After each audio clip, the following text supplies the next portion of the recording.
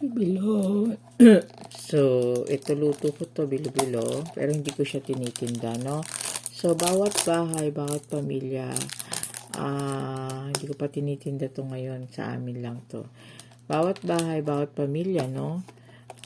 Magluto ng bilo-bilo. Practice. Kasi madali kang bumili nito anywhere. Pero ang sinasabi ko kasi magpa-practice bawat bahay, bawat pamilya, di ba? Kanya-kanya. So, paulit-ulit yun. Kasi, halimbawa, anak mo, 5 anak mo, by schedule sila. Iba-ibang panahon, iba-ibang oras, iba-ibang month. Kaya ka magtawa ka naman, di ba? Iba-iba rin ang niluluto nyo, kaya by schedule, no? Bawat bahay, bawat pamilya, no? Kasi nga yung issue nyo tungkol sa hindi masarap na pagluluto, wag na kayong bigay ng bigay sa kapitbahay, di ba sinabi ko na? Kasi magpa-practice din siya ng ganito eh. Kaya nga dapat maglagay kayo ng time and date kung kailan, kung may katandem ka, tapos na kasali sa pagbabago ang sinasabi ko. Kaya kailangan pagsamahin yung kasali sa pagbabago. Dahil, sila magkakasama. Yung ayaw magbago, yun yung mga ginugulat, di ba? Yung ayaw magbago, sila rin yung audience. Sila yung nanonood. Sarili mong pamilya, bawat bahay, bawat kanya-kanya. So, by schedule. Ang kilala mo yung kapitbahay mo, kasi self-motivated pag matanda eh. Hindi gaya ng estudyante, all automatic. Kaiba yun. Naka-automatic sila kasama sa grade nila to eh. Kaya obligado sila mag-practice. Pag student.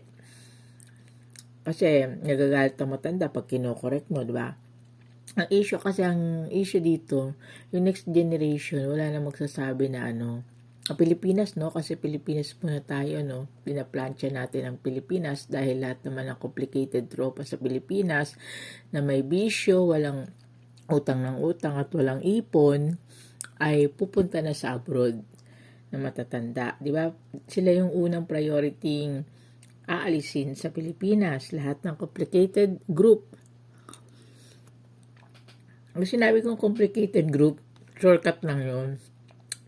Mga taong ayaw magbago. So, ando na yung priority number 1 yung may bisyo. Kasi yun yung priority tatanggalin sa Pilipinas. Kasi alam mo ba, pagka may bisyo ang tao, all in na yun eh.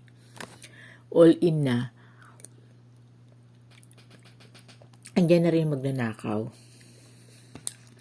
Naman sa mga tricycle driver, mga construction worker na may bisyo, 'di ba? Lalo na nagigipit siya, marami siyang anak, marami siyang sinusuportahan na illegitimate child, nanluloko, nag-i-scam. May nagiinom alak pa. Kaya hindi totoo na wala silang pera. Ang problema lang nila, kasi malalaki sahod niyan eh. May bisyo lang talaga. Yun talaga. Lahat ng taong ano man ang kanyang position, basta may bisyo, no? Kasi naka-highlight dito yung may bisyo. Kahit na magtataho pa siya, pero may bisyo, sa abroad yun. Doon siya sa abroad magtataho or pwede na siya mag-ship ng ibang trabaho kasi maraming trabaho doon. Tagalinis, helper. Basta may bisyo ka, priority kang makapag-abroad. All in na siya may bisyo. Andiyan na rin ang magnanakaw, mamamatay tao. Paano ko napatunayan yan?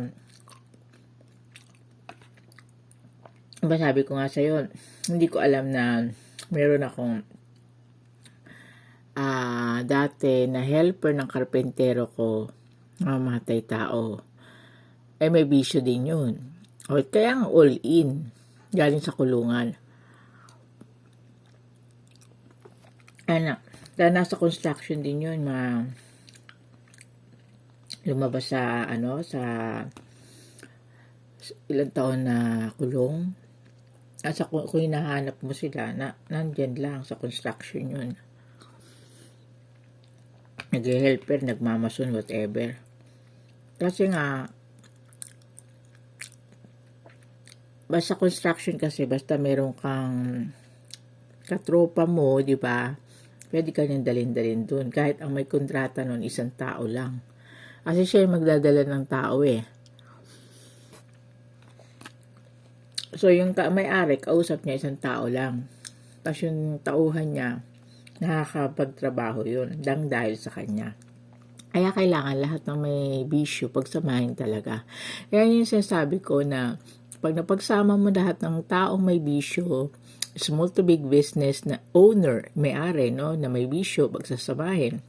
At saka, yung mismong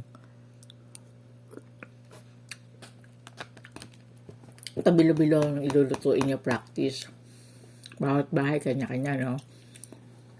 Pag napasama mo na kasi yan, at anong klaseng position niya, isang bulto na yun, isang hila lang yun. Kasi nakita ko yun sa construction eh, magpapakyaw ka. Isa lang kausap mo pa, darating 10 tao, ganun. Ganun din yan, yung sinasabi ko.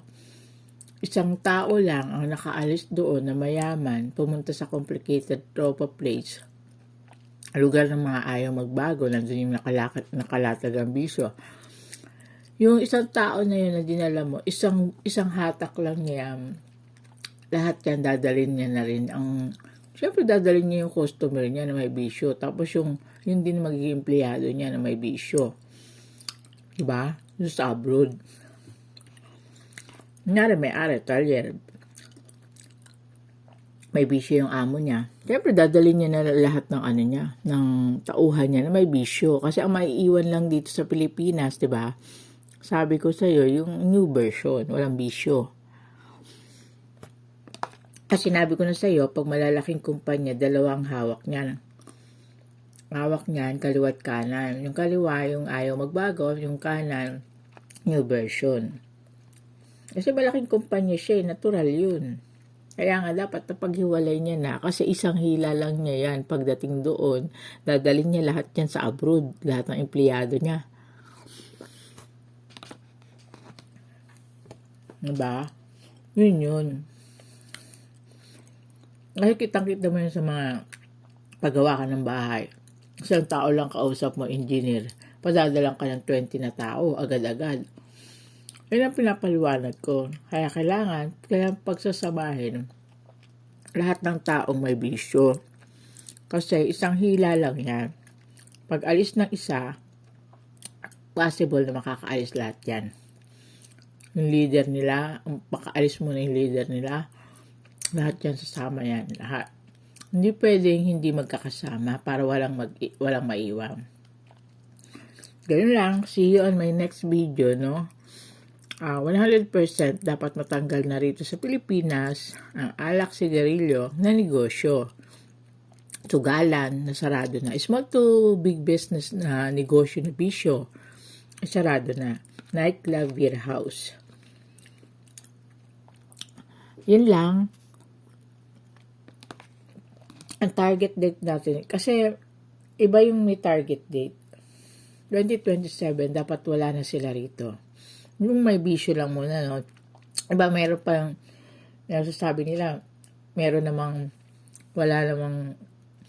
walang pera at mahilig mangutang. Yun yung pangalawang pupunta ron. Pero, sabay-sabay na yan. Walang pera, at saka mahilig mangutang. Kasi nandun na rin yan sa may bisyo rin eh. Bakit wala siyang pera? Kasi nga may bisyo siya. Bakit pa naiutang siya? Kasi nga wala siyang pera. Diba? Kasi nga may bisyo siya. Yun, unahin nyo yung may bisyo. Mahilig manigarilyo, maraming sinusuportahan na anak sa labas, ganun yun. Palay pa impress, nasa networking, kaya utang ng utang. Balat ng networking sasara. Utang ng utang kasi dinadala yung pera sa networking. Hindi naman siya kumikita ron. Natalo pa siya ng magtataho. Yung magtataho kumita na ng 1,000 daily, 1,500.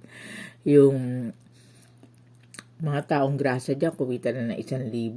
Siya nandun pa rin nag-i-invest sa networking. Marami kasing naloko sa networking. Kaya nandiyan na rin ang scammer. Kasi pagtanggal mo ng networking sa Pilipinas, naka-all-in yun. Andyan din ang mga scammer eh. So, dala-dala mo na scammer sa abroad, dun sa the place of complicated tropa. Kasi, mapipilitan, kailangan may push na mag-abroad sila. Kung yun talagang trip niya, mag-abroad na lang siya. Kasi doon, at least doon, maraming pera yung pupuntahan niya talaga. Diba sinabi ko na malaking sahod, kahit 3 pa maging asawa mo, pwede. Bakit ka naman dito sa Pilipinas? May bisyo ka nga eh. Hindi kakayanin. Yun lang, hanggang dito na lang ang aking video. See you on my next video. Bye-bye. Magluto, no? Para sa lahat ng kasali sa pagbabago, sila lang ang kausap ko pagtungkol sa pagluluto. So, pag nainggit mo si complicated tropa, syempre, kusa na yung magluluto nang nagulat ka. Bye-bye. See you on my next video.